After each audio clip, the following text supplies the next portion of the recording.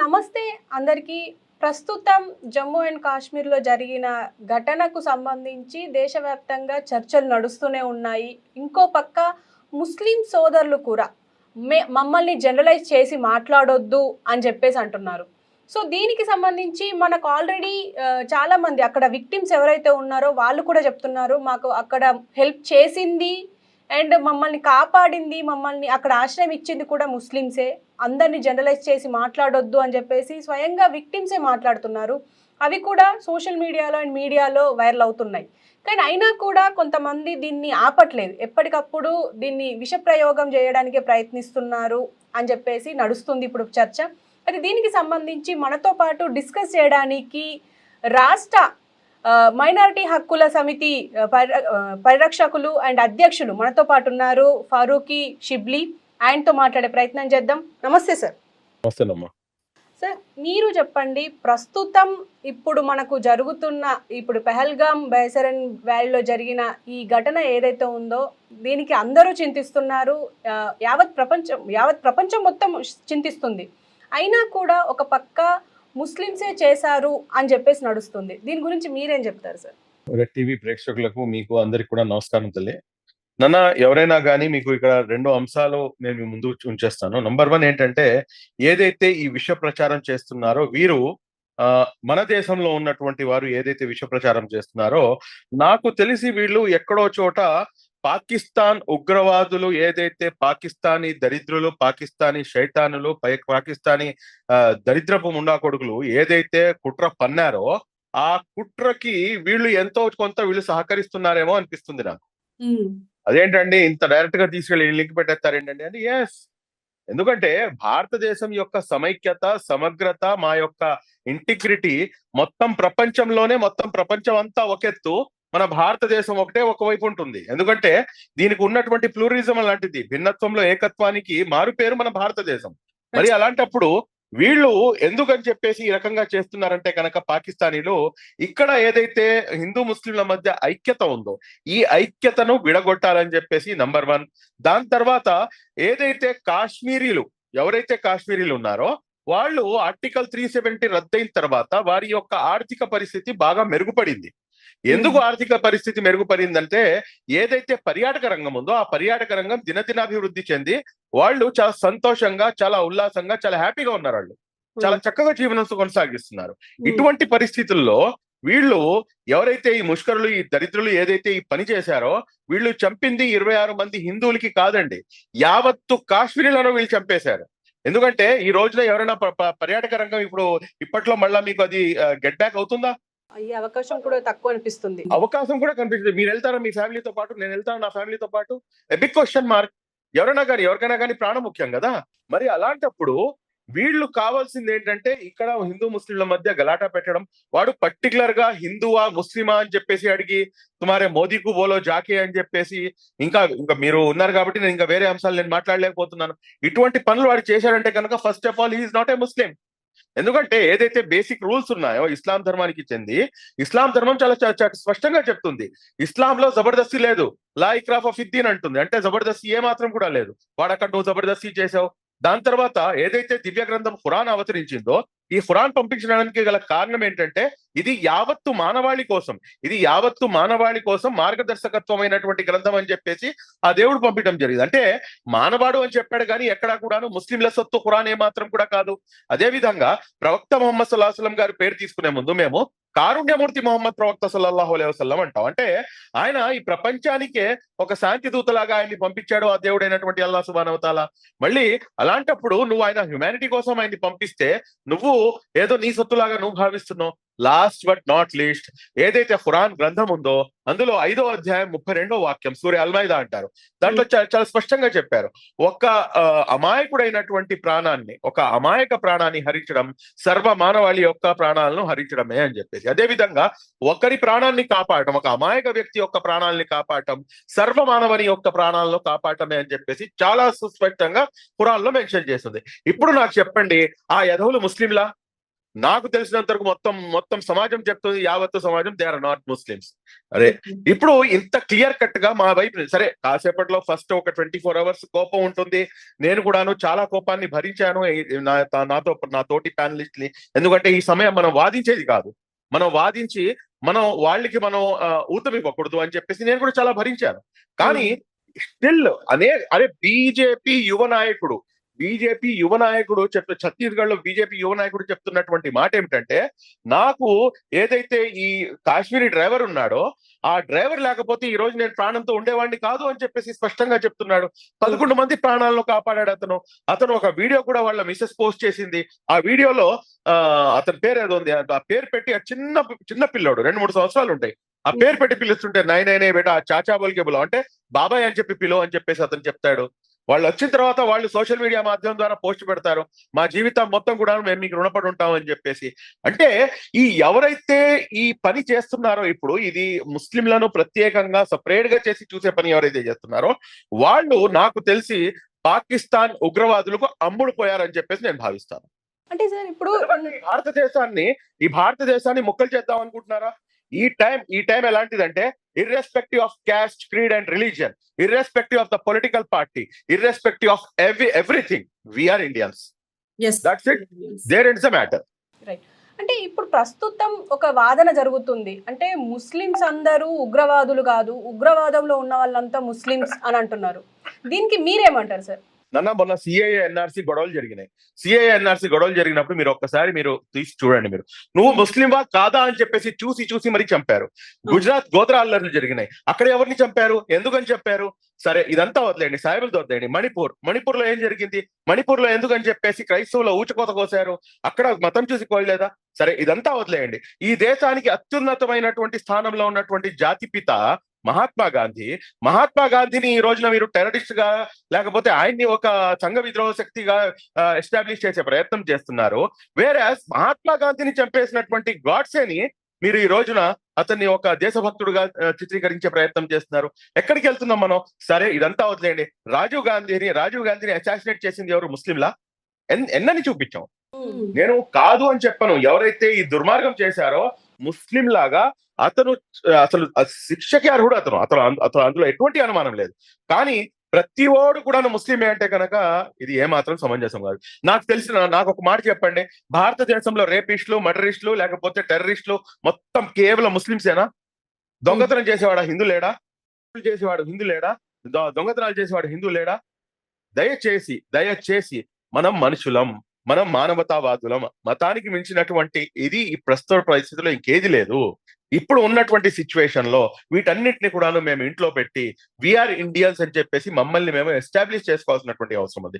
అలా కాకుండా దీన్ని కనుక ఇంకా ప్రోత్సహించి సోషల్ మీడియా మాధ్యమం ద్వారా కానీ మెయిన్ స్ట్రీమ్ మీడియా ద్వారా కానీ ఈ వాదనని కనుక మీరు బలపరిస్తే, ఏదైతే ఈ దేశం యొక్క పునాదులు ఉన్నాయో, ఈ దేశం యొక్క పునాదులు పూర్తిగా ద్వేషై ఉన్నాయి. దేనిపై అమ్మా? ఈ దేశం యొక్క పునాదులు భిన్నత్వంలో ఏకత్వంపై డిపెండ్ అయి ఉన్నాయి. మరి అలాంటప్పుడు అటువంటి పునాదుల్ని కుకిటి వేళ్లతో కదిలి చేయాలని చెప్పేసి ఆ దరిద్రులు వాళ్ళు చేసినటువంటి పన్నాగంలో మనం దాంట్లో అసలు బాసులు అవుతామా? మనం దాంట్లో పార్ట్ అవుతామా? అవ్వాలా? మినిమం కామన్ సెన్స్ పెట్టి ఆలోచించాలి కదా. సరే first start 24 hours 48 hours okay, but still ఇన్ని విషయాలు బయటకు వస్తున్నా కూడా గానీ ఇంకా ఇవాటి మన విశాఖపట్నం చేరుకున్నటువంటి ఆవిడ, మీరు నిజం చెప్తాను తల్లి, రాత్రి 4:30కి నేను ఆ వీడియో చూశాను.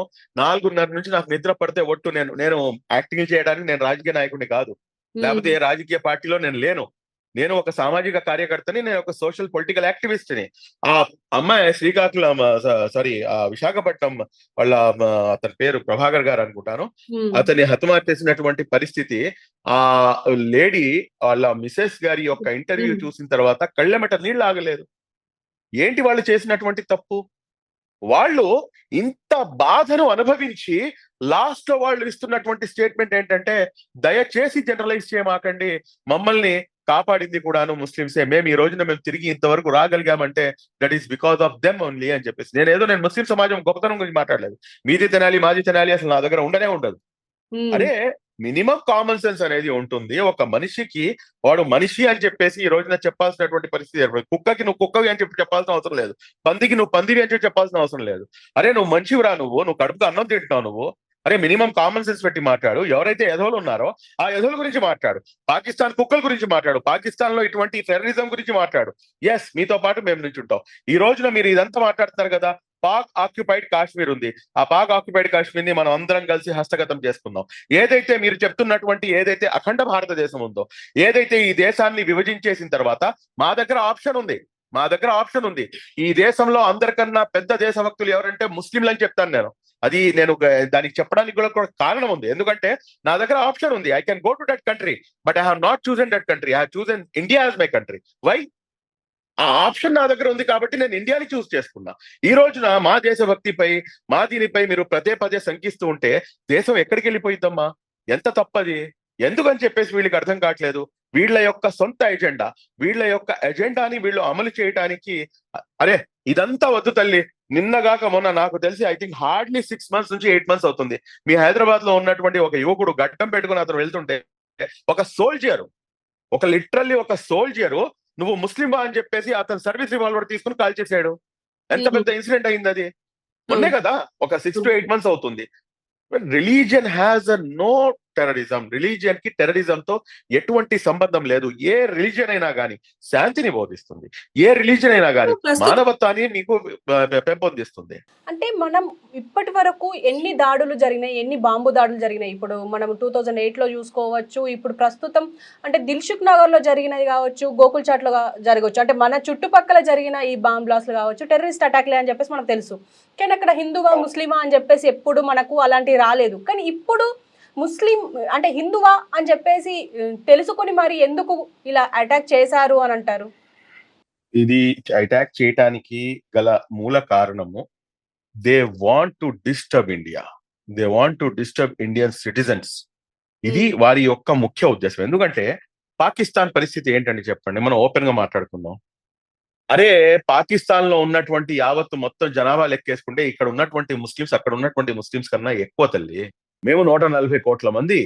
మా దేశ జనాభా 140 కోట్లు. అయినా గానీ నేను రాత్రి వాళ్ళ అన్ని కూడా చూశాను. అసలు వీళ్ళు ఏం మాట్లాడుకుంటున్నారు, వాళ్ళు ఎంత కవ్వింపు చర్యలకు పాల్పడుతున్నారు. ఎందుకంటే వారు ఒక మేకపోతు గాంభీర్యాన్ని ప్రదర్శిస్తున్నారు. నేనేమంటానంటే మొర్గే కుక్క కరవదు.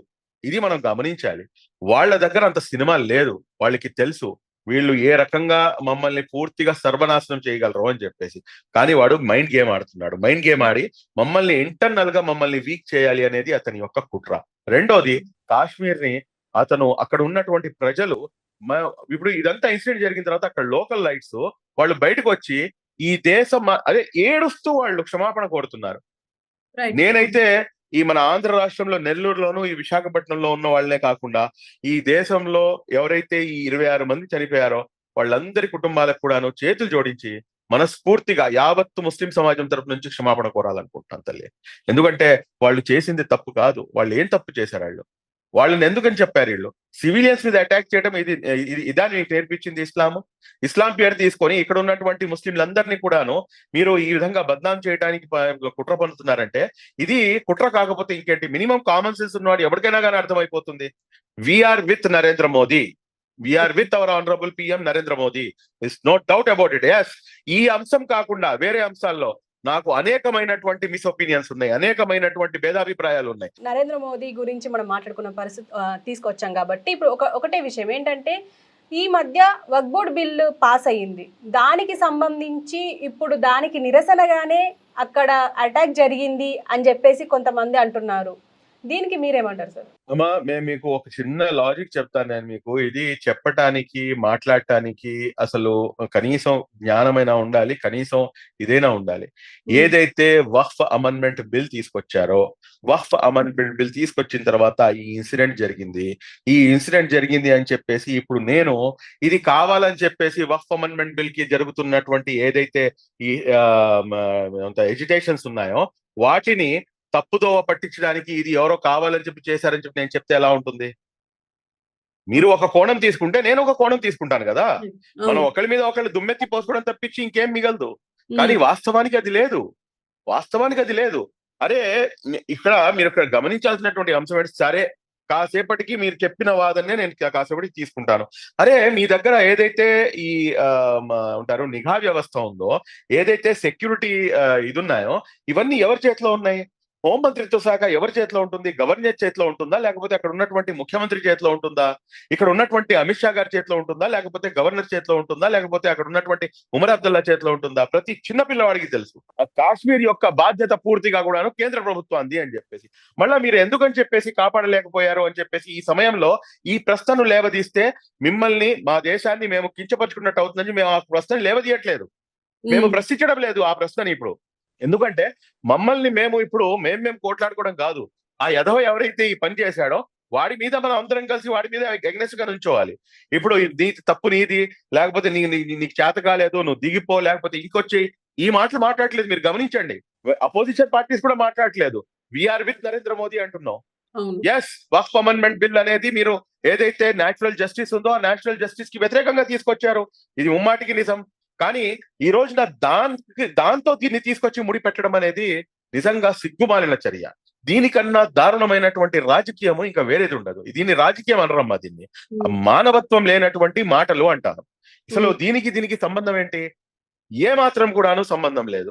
ఒకవేళ నిజంగా అటువంటి సంబంధం ఉంటే కనుక ప్రూవ్ చేయండి మీరు. మళ్ళా ఇలాగే మీరు వక్ఫ్ అమెండ్మెంట్ బిల్ గురించి ఇంత సీరియస్ గా ఇక్కడ ఉన్నటువంటి ప్రతి ముస్లిం కూడా సీరియస్ గా ఉంటే మళ్ళా కాశ్మీర్ లో ఉన్నటువంటి ముస్లింలు మీకు ఎందుకు సహకరిస్తున్నారు? ఎందుకు మీకు మీకోసం ప్రాణాలు త్యాగం చేసేసాడు అతను? ఆ హుసేన్ అనే అతను యువకుడు, 26 సంవత్సరాలు యువకుడు, ఎందుకని చెప్పి ప్రాణాలు త్యాగం చేశాడు? పిచ్చి పట్టిందా అతనికి ఏమన్నా? ఇదంతా ఏంటంటే సమాజాన్ని నిట్ట నిలువునా చీల్చివేయటం. ఇది ప్రస్తుతానికి నాకు నోటెమ్మటి చాలా వస్తుంది రాజకీయం మాట్లాడాలని చెప్పేసి. కానీ నేను రాజకీయం మాట్లాడలేదు. నన్ను నేను చాలా కంట్రోల్లో పెట్టుకుని లాజికల్ గానే నేను సమాధానం ఇస్తున్నాను తప్పించి రాజకీయం మాట్లాడటం మొదలు పెడితే కనుక వీళ్ళు సమాధానం ఇచ్చుకోలేరు. వీళ్ళు సమాధానం ఇవ్వలేని పరిస్థితిలోకి వెళ్ళిపోతారు. వీళ్ళ పరిస్థితి అగమ్య గోచరంగా మారిపోయింది. ఎందుకు? 2000 మంది పర్యాటకులు ఉన్నప్పుడు అక్కడ మీరు సెక్యూరిటీ ఏం పెట్టారు? అక్కడ మీరు ఎటువంటి సెక్యూరిటీ ఉంది అక్కడ? మీరు తీయండి, మీరు మొత్తం కూడా లెక్కలు తీయండి. ఎందుకని చెప్పేసి సరే ఇదంతా వదిలేయండి. మీ దగ్గర ఇన్పుట్స్ ఉన్నాయా లేవా? ఏదైతే ఇంటెలిజెన్స్ వ్యవస్థ మీకు ఇన్పుట్స్ ఇచ్చిందా లేదా? ఇంతకు ముందు ఏదైతే జరిగిన 2019లో జరిగినటువంటి అటాక్, అది దాన్ని అంటే మన పుల్వామాలో జరిగినప్పుడు కూడాను 3 ఇంటెలిజెన్స్ ఇన్పుట్స్ ఉన్నాయి. అప్పుడు కూడాను మీరు ఆపలేకపోయారు. ఇప్పుడు కూడాను దాదాపు మీకు 5 నుంచి 6 ఇంటెలిజెన్స్ ఇన్పుట్స్ ఉన్నాయి. ఈ ఇన్సిడెంట్ జరగక 2 రోజుల ముందు 3 రోజుల ముందు ఆ మునీర్ అనే యదవ, ఆ పాకిస్తాన్ కి చెందినటువంటి ఆర్మీ చీఫ్, వాడు నోటికొచ్చినట్టు మాట్లాడతాడు. ఇదంతా జరుగుతున్నా కానీ అక్కడ 2000 మంది పర్యాటకులు ఉంటే కనీసం ఒక సెక్యూరిటీ పర్సన్ కూడా అక్కడ లేడంటే కనుక దీని యొక్క బాధ్యత ఎవరు వహించాలి? దీని యొక్క బాధ్యత? నేను ఇప్పటికి కూడా నేను మాట్లాడేది ఈ బాధ్యత వహించి మీరు రిజైన్ చేయండి అన్న మాట నేను మాట్లాడట్లా. ఈ సమయంలో ఐక్యతను చాటాల్సినటువంటి అవసరం ఉంది. ఈ సమయంలో మేమంతా ఒక్కటి. నా ప్రధాని ఎటువంటి స్టెప్ తీసుకున్నా గానీ వీఆర్ విత్ యూ. మీరు వెళ్ళండి. మీరు పాక్ ఆక్యుపైడ్ కాశ్మీర్ ని మీరు ఆక్యుపై చేస్తారా, లేకపోతే మమ్మల్ని కూడా మీతో పాటు రమ్మంటారా? అంటే కనుక ఈ దేశంలో ఉన్నటువంటి ముస్లింలు మరలా రక్తం చిందించడానికి ఈ దేశం కోసం సంసిద్ధంగా ఉంటారు. మరలా మీకు ఇంకోసారి కావాలన్నా కానీ మేము అదే వరుసలోకి ఉంటాం. అందులో అనుమానం లేదు. అందులో అయితే నేను రీసెంట్ గా ఇప్పుడు మనం ఈ ఇన్సిడెంట్ ఎప్పుడైతే జరిగిందో దానికి మొన్న శుక్రవారం రోజు అసదుద్దీన్ ఓవైసీ పిలుపు ప్రకారం అందరూ నమాజ్ కి నల్ల బ్యాండ్లు అంటే నల్ల దారాలు కట్టుకొని వెళ్ళారు, నల్ల పట్టీలు. కానీ దీనికి అదంటే నిరసనగానే. కానీ అందులో ముఖ్యంగా అందరూ పాకిస్తాన్ ముర్దాబాద్ అని అంటుంటే కొంతమంది మాత్రం అందులో ఓల్డ్ సిటీలోనే ఉన్నాను, ప్రత్యక్ష సాక్షిని, పాకిస్తాన్ జిందాబాద్ అని కూడా అన్నారు. అంటే కొంతమంది అంటే ముస్లిమ్స్లోనే కొంతమంది ఇలా కూడా ఉన్నారు, అంటే పాకిస్తాన్కి సపోర్ట్ చేసే వాళ్ళు ఉన్నారు. అండ్ ఇంకొక పక్క అందులో ఒక ముస్లిం ఏమన్నారంటే యాంటీ సెక్యులర్ పార్టీలు దేశంలో ఎక్కువయ్యాయి కాబట్టే ఇప్పుడు మతాల పేరిట దాడులు అవుతున్నాయి అని అంటున్నారు. దీన్ని మీరు యాక్సెప్ట్ చేస్తారా? చూడండమ్మా, ఈ స్టూపిడ్స్ ఎవరైతే ఈ మాటలు మాట్లాడుతున్నారో వీళ్ళపై యుఏపిఏ కింద కేసులు కట్టమని చెప్పండి ప్రభుత్వాలను.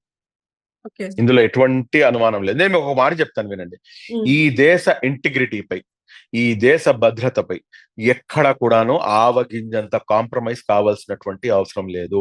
మా యొక్క పూర్వీకులు, మీ పూర్వీకులు, మా పూర్వీకులు అందరూ కలిసి రక్తాన్ని చిందించి అనేకమైనటువంటి త్యాగాలు చేసి దాని తర్వాత ఈ దేశాన్ని మేము స్వాతంత్రం తీసుకొచ్చుకున్న తర్వాత కూడాను ఏదైతే ట్విన్ నేషన్ థియరీ ఉందో ఆ ట్విన్ నేషన్ థియరీగా యాంటీగా నుంచున్నటువంటి వాళ్ళు ఇక్కడ ఉన్నటువంటి ముస్లిం సోదరులు.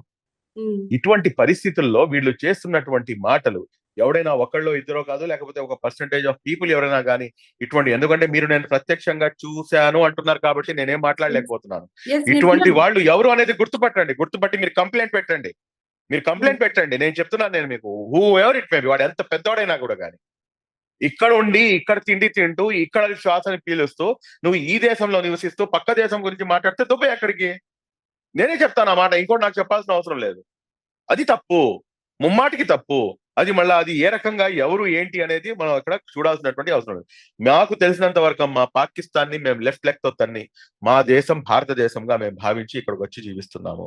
ఇక్కడ మా యొక్క పూర్వీకుల యొక్క త్యాగాలను స్మరించుకుంటూ ఈ దేశంలో అన్న బాబాయ్ నువ్వు ఫోన్ చేశావు అన్న, నువ్వు నాకు ఎప్పుడైనా తెలుసా, నువ్వు నాకు నేను నీకు ఎలా మాట్లాడాను, చాలా బాగా ఎటువంటి ఆప్యాయతం అంటే నా గొప్పతనం గురించి మాట్లాడలేదు తల్లి. ఇది మన దేశం యొక్క సంస్కృతి సంప్రదాయాలు. నువ్వు బుర్కా వేసుకొని లేవు, నువ్వు నా చెల్లివి కాదు, నువ్వు నా తల్లివి కాదు, పోమ్మా అని చెప్పేసి మాట్లాడతారా నీతో? ఎవడన్నా మాట్లాడతాడు అలాగా?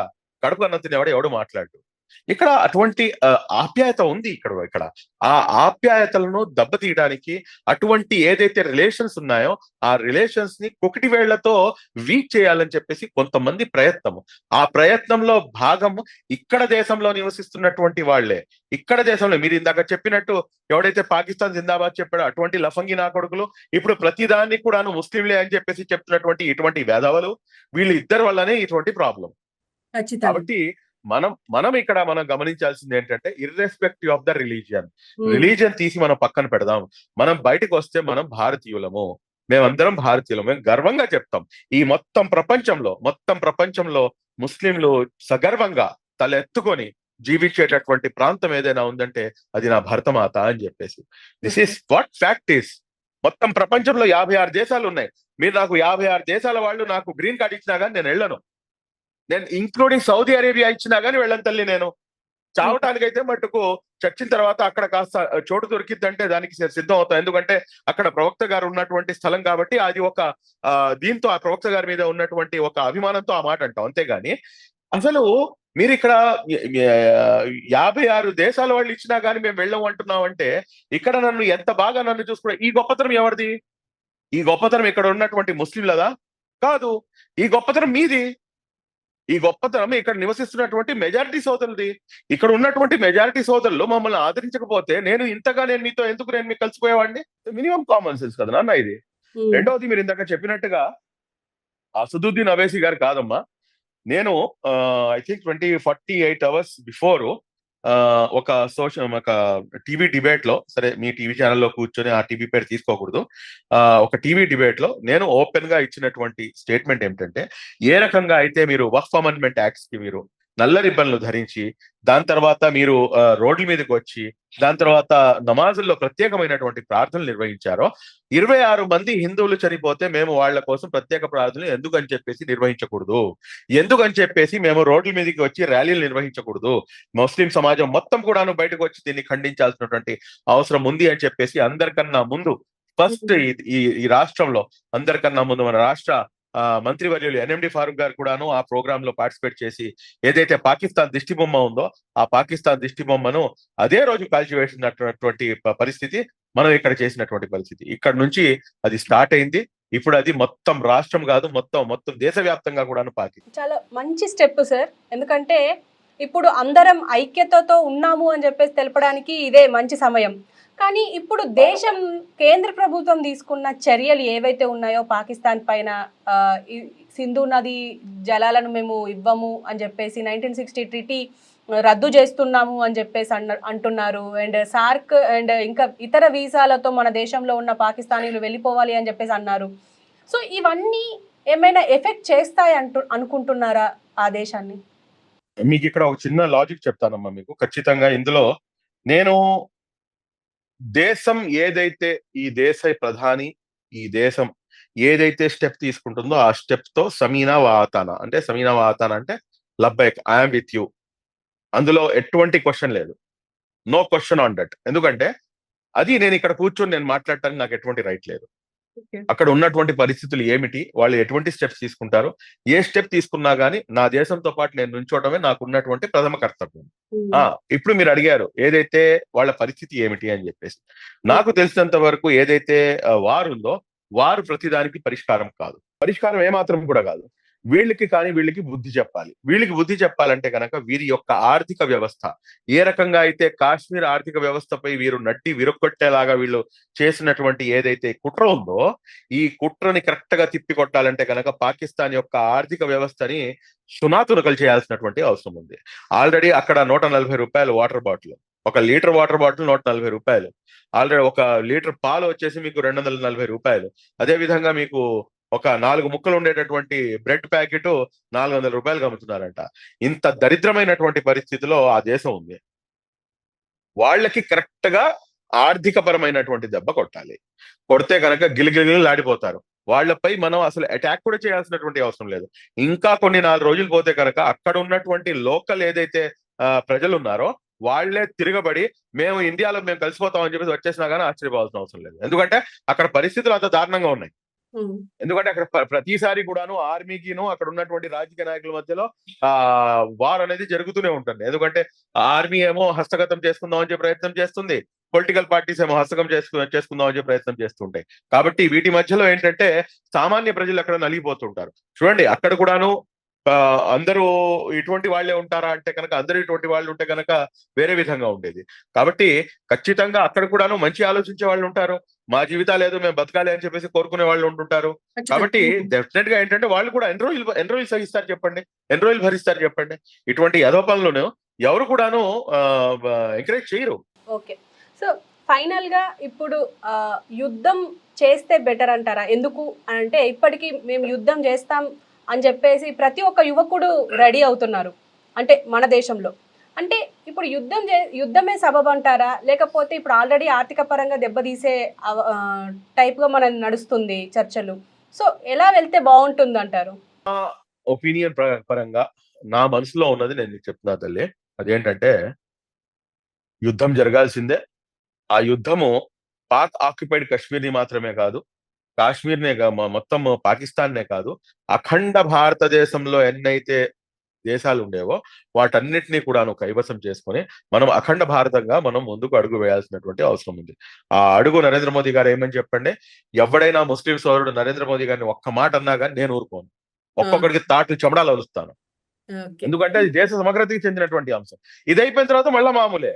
మళ్ళా అది మామూలే. మేము ఇంట్లో సమస్య మేము ఇంట్లో పోట్లాడుకుంటాం. 100 మాటలు మాట్లాడుకుంటాం. సో చాలా చక్కటి విషయాలు చెప్పారు sir. Thank you very much sir. నమస్కారం.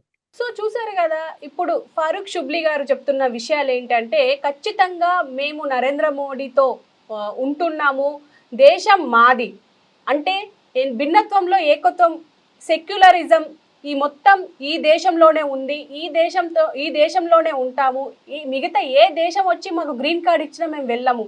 అలాంటిది పాకిస్తాన్ అని చెప్పేసి మమ్మల్ని పాకిస్తానీయులుగా జనరలైజ్ చేసి మాట్లాడొద్దు. అండ్ ఒక ఉగ్రవాదంలో ముస్లిమ్స్ ఉన్నారు ఓకే, కానీ ఆ ముస్లిమ్స్కి ఇస్లామిజం తెలీదు అని చెప్పేసి అని అంటున్నారు. అసలు మాకు ప్రవక్త చెప్పిన విషయాలు వేరు, అక్కడ వాళ్ళు చేస్తున్న విషయాలు వేరు, వాళ్లకు వేరే ఆలోచన ఉంది కాబట్టే ఇలాంటి దాడులు చేస్తున్నారు అని చెప్పేసి అంటున్నారు.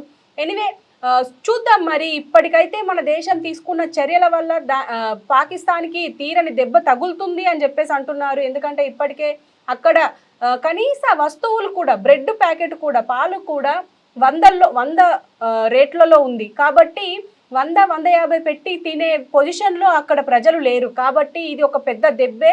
ఇప్పుడు దౌత్యపరంగా కూడా దెబ్బతీసే అవకాశం ఉంది కాబట్టి